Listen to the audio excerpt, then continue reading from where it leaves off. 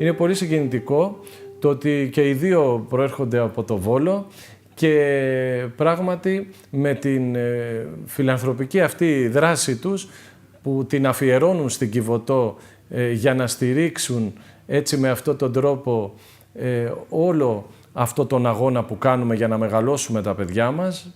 Τα παιδιά εκείνα από πολύ μικρή ηλικία είδαν το σκληρό πρόσωπο της ζωής και εμείς αγωνιζόμαστε χωρίς να έχουμε πάρει ποτέ κρατικά χρήματα, με τη βοήθεια του απλού κόσμου αλλά και τέτοιων ανθρώπων όπως του Λευτέρη του Παρασκευά και του Νίκου του Μαγκίτσι, να καταφέρουμε να δώσουμε ίσες ευκαιρίες στα παιδιά μας, να μορφωθούν, να καλλιεργηθούν και να βγουν υγιείς πολίτες έξω στην κοινωνία και πάνω απ' όλα άνθρωποι της προσφοράς. Γιατί αυτό το παράδειγμα του εθελοντισμού, αυτό το παράδειγμα όλων αυτών των ανθρώπων που μπαίνουν μέσα για να προσφέρουν ανιδιοτελώς, αντανακλά στις ψυχές των παιδιών και πραγματικά είναι, θα έλεγα, όλη η περιουσία αυτή της Κιβωτού.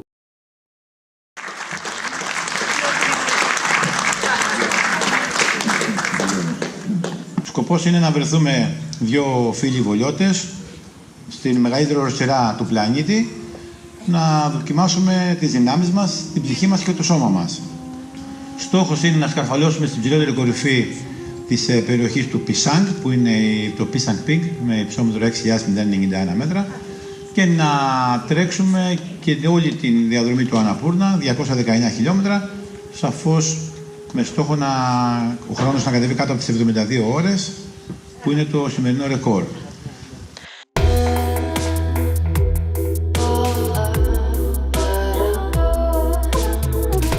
Ο Νίκος είναι ένας δυνατός άνθρωπος, μια επιβλητική μορφή, σου εμπνέει εμπιστοσύνη, σου βγάζει μια σιγουριά, δηλαδή ξέρει πολύ καλά αυτό το οποίο κάνει, είναι ένας ικανότατος ορειβάτης και εγώ θα έλεγα ένας ικανότατος άνθρωπος.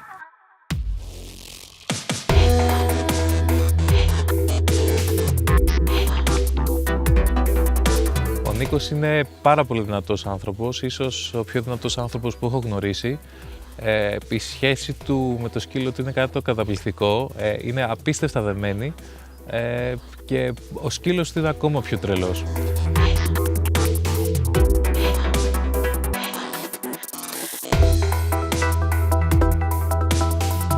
Η αποστολή είναι go!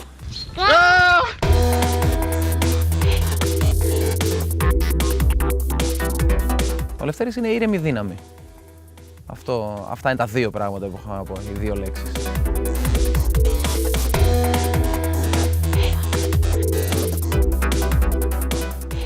Το Λευτέρη τον γνώρισα πριν μερικά χρόνια. Πιστεύω πάρα πολύ σε αυτό που κάνει. Μου αρέσει πάρα πολύ που εκτός από το αθλητικό χαρακτήρα, όλα αυτά που κάνει έχουν και ένα φιλανθρωπικό χαρακτήρα. Και θεωρώ ότι αυτό που πάει να κάνει τώρα είναι ό,τι πιο μεγάλο έχει βάλει σαν στόχο και ελπίζω να το πετύχει.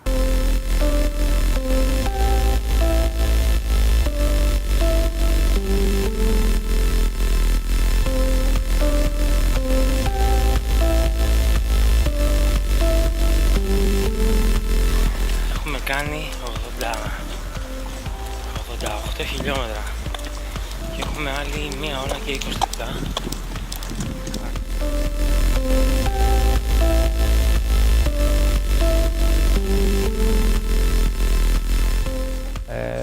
Μου φαίνεται πάρα πολύ φυσιολογικό και λογικό ότι η ιδέα αυτή ξεκίνησε από τον Νίκο, καθώς γνωρίζει το Νεπάλ όπως και το Πήλιο. Εντάξει, αφού κάνουμε τον εγκληματισμό μας στο πρώτο τετράημερο και φτάσουμε στη βάση του βουνού, στο χωριό δηλαδή, στο Πισάνγκ, το χωριό που είναι το Πισάνγκ, είναι το μόνιμο χωριό στη βάση. Μετά από εκεί πέρα, μια μέρα είναι το base camp, θα πρέπει να πάμε όλοι εκεί. Μετά από εκεί έχει high camp μια μέρα και μετά έχει κορυφή. Θεωρώ ότι από το base camp εγώ μπορώ να ανεβώ και να κατεβώ στην κορυφή. Σκαρφαλώνω και solo. Δεν θέλω σκηνιά, δεν θέλω ασφάλεια. Άμα φύγεις, έφυγες, δεν το συζητάμε, θα κάνετε το καλύτερο ντοκιμαντέρ. Τραγωδία στο Νεπάλ. Με τον Νίκο μίλησαμε μία φορά στο τηλέφωνο, δεν τον έχω δει ακόμα από κοντά. Αλλά κατάλαβα ότι δεν έχω τίποτα να ανησυχώ άπαξ και φτάσουμε στο Νεπάλ. Είναι ο άνθρωπος ο οποίος θα φροντίσει να πάνε όλα, να λειτουργήσουν όλα έτσι όπως πρέπει και να προφανώς παρέχει κυρίως στο Λευτέρι την τεχνική υποστήριξη που θα χρειάζεται. Και ηθική σίγουρα πολλές φορές, αλλά κυρίως τεχνική. Οπότε ανεβαίνει και ο κινηματογραφιστής θα τον ξεκινήσει από την αρχή, θα τον πάει μέχρι ένα σημείο και μετά αναγκαστικά θα τον αφήσει. Ναι. Γιατί έτσι όπως το καταλαβαίνω εγώ πρέπει να καλύψει χρόνο και κατεβαίνετε. Μαζεύει εσένα στο κατέβα και εσένα και ο Λευτέρης συνεχίζει. Οπότε μετά όλοι μαζί τον κινηματογραφείτε με τον τζιπ. Τώρα αν μου έλεγες να έρθω κάτω, ερχόμουν. Χθες έφυγα. Χωρίς βαλίτσα. Και χωρίς βαλίτσα. Δεν πειράζει, έπαιρνα πράγματα από τον δρόμο. Αυτό έγινε λίγο παραπάνω. Και μέχρι που γέννησα τον Κωνσταντή πήγαινα και εγώ μαζί. Δηλαδή οργανώναμε τα ταξίδια. Η άλλη για αυτό που θέλει και πηγαίναμε. Δεν μου φάνηκε τόσο extreme. Όταν ήρθε και μου είπε θα κάνω αυτό και θα περάσω τα Πυρηναία, ήταν σαν να μου λέγε θα πάω στο βουνό να τρέξω. Και οι προπονήσεις που λείπει από το σπίτι και αυτά. Ήταν δύσκολο. Τώρα που είναι μόνο το βουνό συνδυάζεται, γιατί πολλές φορές θα πάμε όλοι μαζί, μπορεί να πάει τον Κωνσταντή. Έχει μεγαλώσει και ο μικρός, δεν είναι το ίδιο. Δηλαδή εκείνος μπορεί και ο Λευτέρης δεν θυμίζει καλύτερα το χρόνο του τώρα, που δεν υπάρχουν 3 αθλήματα και είναι μόνο ένα. Εδώ έχουμε τώρα, η μάνα. Η μάνα δεν θέλει να πάει στο Νεπάλ. Δεν το ξέρεις αυτό. Έχει κρύο, Η μαμά δεν θέλει με τίποτα να πάει το παιδί της εκεί κάτω. Ποιος την ακούει. Μου λέει γιατί ο μπαμπάς λείπει, γιατί είναι στο βουνό και πάλι στο βουνό και γιατί πάλι τρέχει. Και του έχω εξηγήσει ότι μου λέει είναι η δουλειά του. Λέω όχι, δεν είναι η δουλειά του. Λέω το κάνει γιατί του αρέσει και το κάνει γιατί βοηθάει και άλλους. Γεια σας παλικαράδες, γεια σας.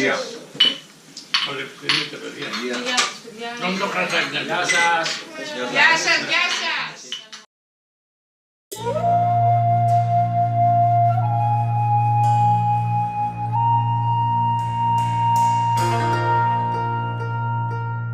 Πριν ένα μήνα περίπου αποφασίσαμε για να γνωριστεί η ομάδα που θα ανέβει στο Νεπάλ να κάνουμε μια εξόρμηση στον Όλυμπο.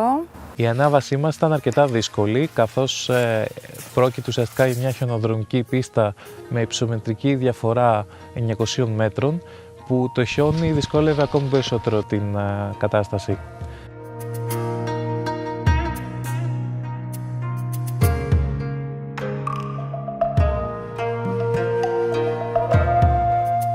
Όταν φτάσαμε στο καταφύγιο, η άμεση αντίδραση του Λευτέρη ήταν να πέσει ξερός, όπως ήταν φυσικό μετά από τις 12 ώρες συνεχόμενου τρεξίματος και την ανάβαση στον Όλυμπο, και παραλίγο να χάσει τον υπέροχο τραχανά που μας έφτιαξε ο Νίκος.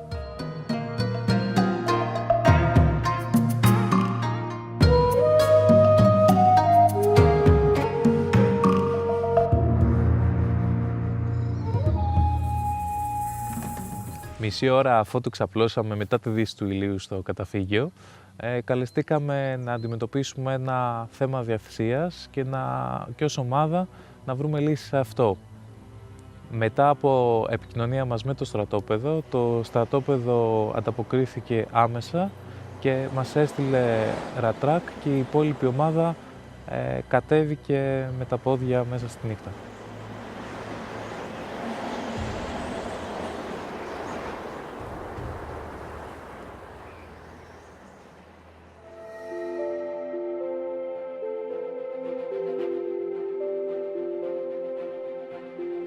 Ο Νίκος και ο Λευτέρης συνεργάζονται πάρα πολύ καλά.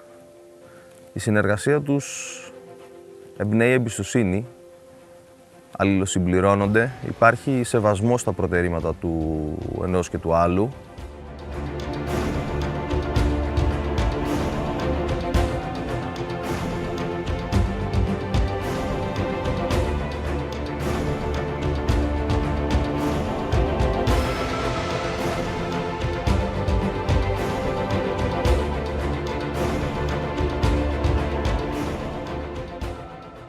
Λίγες μέρες πριν την αναχώρησή μας για τον Νεπάλ, έχω συνειδητοποιήσει το εξής. Ότι μετά την πρόταση του Λευτέρη να τον ακολουθήσω και να κινηματογραφήσω με αυτό το επιχείρημα, έχει σχηματιστεί ένα τρίγωνο, το οποίο κάνει πάρα πολύ δυνατή την όλη αποστολή για μένα. Και έτσι είμαι πολύ ενθουσιασμένος και θα την ακολουθήσω με πολύ όρεξη. Το τρίγωνο αυτό είναι το εξής. Είναι τα βουνά που έχουν από μόνο τους μια πολύ δύναμη, με ηλική συνέχεια, και η προσπάθεια του Λευτέρη σε αυτά. Και ήταν και η πρώτη πρόταση όταν ήρθε.